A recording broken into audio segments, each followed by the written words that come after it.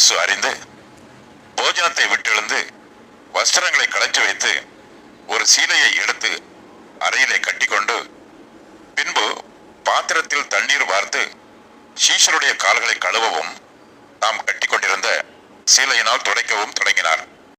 இயேசு அப்பத்தை எடுத்து ஆசீர்வதித்து அதை பிட்டு சீஷர்களுக்கு கொடுத்து, நீங்கள் வாங்கி புசியுங்கள், இது என்னுடைய சரீரமா இருக்கிறது என்றார். பின்பு பாத்திரத்தையும் எடுத்து ஸ்தோத்திரம் பண்ணி அவர்களுக்கு கொடுத்து, நீங்கள் எல்லாரும் இதிலே பானம் பண்ணுங்கள், இது பாவ மன்னிப்பு உண்டாகும்படி அநேகருக்காக சிந்தப்படுகிற புது உடன்படிக்கைக்குரிய என்னுடைய இரத்தமா இருக்கிறது.